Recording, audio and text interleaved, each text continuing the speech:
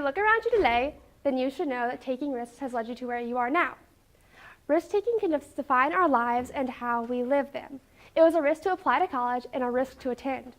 We risked debt and 4 to 5 years of our early adulthood in an institution that is supposed to help us decide what we want to do with our lives. For many, college will be a large factor in what career we choose and whether or not we will be good at this. For some, attending college doesn't matter because of the field they choose to go into and whether or not one is good at or enjoys this field.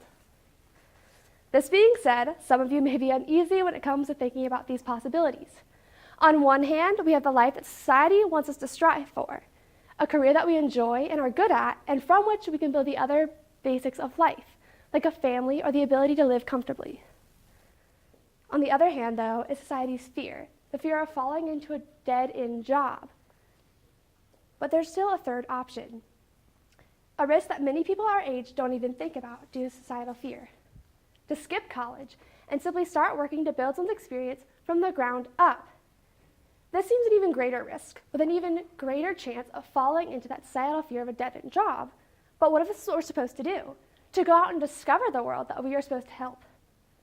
Now that all of you are thinking thoroughly about the choices we have all made to where we are today, and the choices that will ultimately affect our future, I want you to know what risk is. In a presentation at the Child and Youth Care World Conference of 2013, risk-taking was recognized to have a variety of meanings. That risk itself depends upon life experiences and the context in which it was taken. They concluded that one must look at risk in a positive light, that to fear it and avoid it can lead to dangerous and unhealthy risks. Children discover the world through risk, and adults and adolescents experience the world also through risks.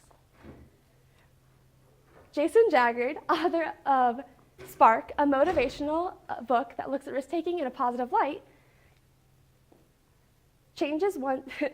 explores how taking risks changes one's life. And depending upon the situation, risk-taking changes. To develop this sense of risk, one has to have a chip on their shoulder. That is what you believe the world should be and could be, but isn't. And that one must be passionate about this in order to make a difference. It takes experience, drive, and a need for change to fuel risks. This is what drives us to accomplish major things in our lives. We need to be challenged to be pushed towards the risks we need. Look at us today. If we were happy with the challenge of high school, we wouldn't have risked rejection from college. Even more so, if we want the future we all strive for, then we must be passionate and driven for it. Otherwise, how can we expect to get there? It takes risks, and it takes a need for change. It's what pushes humanity forward, but what risks are worth it? Jaggard has another wonderful take on this, that healthy risk is defined as something that makes you a better person or the world a better place.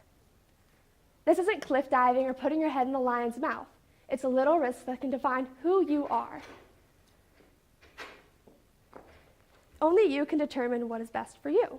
Taking a mental health day may help you get back on track with your life. Missing one class will not destroy your college career. It may help you feel less anxious or tired and more like yourself. When you recognize the long-term effects of little risks, then you recognize how simple it is to change. Forbes magazine releases a list of the top 72 most powerful people in the world. On this list, there are 9 women. Of those 9, only 2 are in the top 10. The majority of this list are the first of their gender to be heads of states or CEOs. The top 2 women on their Forbes profile state that it took a risk to start the big break in their careers. What if we didn't have these women in the positions they are now? What if they had not taken these risks? With the recent media attention on UVA, a student organization called One Less has come to light.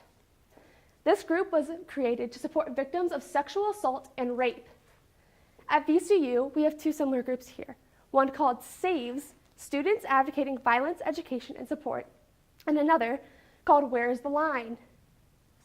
The extremely common existence of organizations like these on almost every campus shows the chip on students' shoulders to study, learn, and socialize without fear for their safety.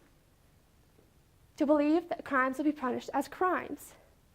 All participants in these organizations, no matter the cause, have something they want to improve in this world. It is what they will take risks for. We all need to make a change. The world is much more flexible than it was 10 years ago, but there's still so much room to improve. It is up to us to have a chip on our shoulder, to take risks for what we believe in and what we believe should be. The need for change inspires risk, and a time of change is upon us. Thank you.